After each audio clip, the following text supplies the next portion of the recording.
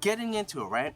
AMC, and I know this seems like it's gonna be a Wes Rant, but it really is, because if you guys don't know, AMC just recently made a deal with Universal Studios for movies to come out 17 days later after the theatrical release and be able to go out on streaming events, like say iTunes, whatever, and be able to do that while still being shown in AMC Theaters. So AMC's being okay with movie theaters, not theaters, but the movie studios putting out their content only 17 days after being in the theaters, right?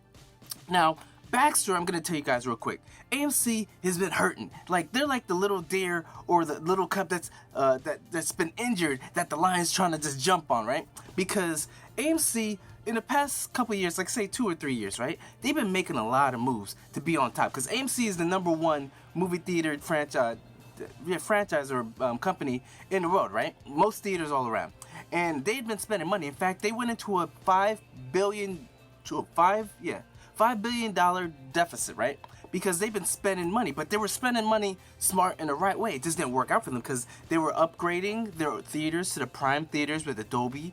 They were buying other theater chains to absorb into them, and also they rolled out the AMC A-list, right? If you guys haven't tried, that was amazing. It's pretty much $25 a month, or when you started it was 21 or something like that a month, and you got to see 3 movies a week, which regular people don't watch it. Like, they watch 3 movies a month, if that. 3 movies a year at most people, but if 3 movies a week and there's no restriction, it could be the Dolby Prime, it could be IMAX, 3D, whatever. You can get to see some special events, maybe like anime ones. Sometimes it wasn't included in there, but other than that, you got 3 movies a week for free, right?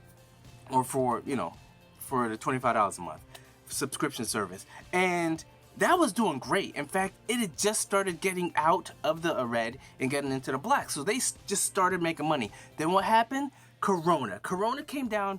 No one's going to the theaters. All this money they spent, they weren't able to make it back because no one's going to the movie theaters. So they're hurting. They're hurting real bad. In fact, they just got a $300 million sort of release to help them because they were in debt. Like, they didn't even know if they're going to make it to June before, but they got $300 to help them last until the middle of next year, right?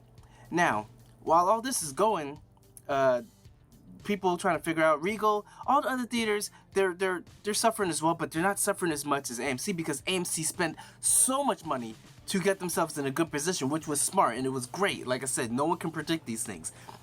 Now, what Universal has done is gone behind NATO's back. And if you don't know what NATO is North American Association of Theater Owners, right? It's not the military NATO, it's like North American Association of Theater Owners. Now, with them going behind their, like, say, Universal going behind their back, because this mutual destruction, right? Because no theater system, they had a rule. In fact, they tried to do it before when, I think Trolls World Tour came out.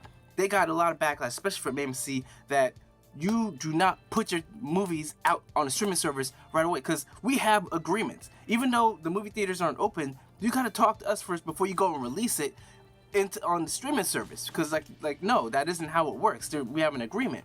Now, they've been trying to do, other theaters have been trying to do, but Universal mostly. And by them trying to do this, they're trying to make it so they can make as much money as possible. Only problem is, no movie studios make as much in streaming as they do in the theaters. You can't make billions of dollars. Why? Because most of the time, people aren't going to be paying the premium service of like $20 or $30 or whatever, $25 for the movies to be on their TV. Some people will, but most people won't. And then also, you don't make as much in the theaters. Like, you make billions of dollars on movies. Movies make close to $1 billion, more than $1 billion. They make all this money. You can't do that on streaming service. Why? Because when you do the movie onto the streaming service, you're not gaining a lot of more followers that much. You're pretty much just, people are already paid for the service and you're getting the movie for free. Now, AMC had criticized, Movie Pass a while ago, right? Because it said it wasn't sustainable as far as paying $10 a month for unlimited movies, and it wasn't. AMC MoviePass just fell apart, and then AMC came out with their own thing, and Regal came out with their own thing right that. So Regal has come out in backlash because everyone feels traitor that AMC's done this, because AMC's trying to survive, but this isn't the right way. Because think about it like this, right? Movies, the way it works is when a movie comes out, I'm now breaking down a lot of stuff for you. When a movie comes out, say if they spend $100 million, right? That's not including production, right? So you got $100 million, then production, they say like $20 million. So $120 million, right?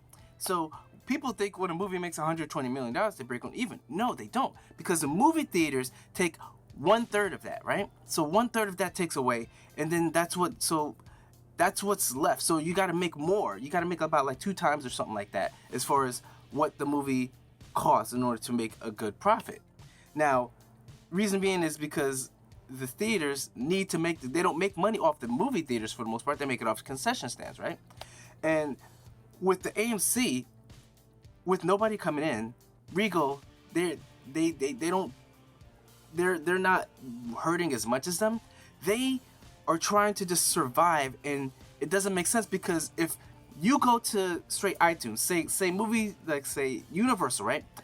They put out a movie, it goes to iTunes. iTunes right off the bat takes that 20%, right? Then if AMC takes 20%, right? And then if like it feels like Universal's trying to get it, so if they get the biggest guy on board, then maybe they can get the smaller ones on board as well, as far as the percentage. But that's not going to work because if iTunes taking 20%, AMC's taking 20%, Regal, the next biggest one, they're not going to take less than this, so that's 20%. Then all the other smaller theaters, like say 15% altogether, you're looking at 55% taken away. So you're not making the majority of the money back. You're making the minority, the 45. And that, who's to say that there might be other little fees or something like that? So how are you going to make the money that you normally would? Because they're they're thinking of short term. They're thinking of right now because the theaters are closed. But if this thing goes, the movie studios are going to try and just go straight. They're going to be like, what's the point of the service? Like, 17 days is a short amount of time. If they try and do this, it's mutual destruction, because why are people, like, say by the second week, most of the movies make their money the first week, second week, maybe third week, whatever, but most of the time it's first and second week, right? If you're about to go to second week and you're like, wait a second, it's going to come out about next week. So why am I going to spend that money? Because you get the people together, spend that $20, $5 each, whatever, at your house. You get like 3 families, you get your group of friends, like say 15, 20, and just watch the latest movie on a streaming service. So how are you gonna make that money back? So that's why people just like AMC doing this, turning behind their back, like they're like the traitor that they're just trying to survive, and then like it just everybody's dying. Like say even Regal, the main guy at Regal was like, it'll be a cold day in hell before we agree to this thing. So basically, this is null and void, because if they don't agree to it, Universal is not going to continue the agreement, because if they do this, then that means that none of the other 80% of the theaters are going to be putting their movies out, because that's the agreement. So they'd only be making the money off of AMC when they try and do this thing and not making another thing. And if Regal doesn't sign up for this, they're going to be like, what's the point? And don't. So now AMC's basically made themselves look like the traitor, and when it's not really, the plan is not going to work. Meanwhile, everybody else is just like, I don't know. It's just not going to work. So this is the biggest story that you have never heard. Biggest story you've never heard. And I'm just breaking it down to you, right? So I know this, I went on a rant, but that's just, I had to just tell you how everything is. Like this AMC deal, it's ludicrous. It's not going to happen. There's no way. It just can't work.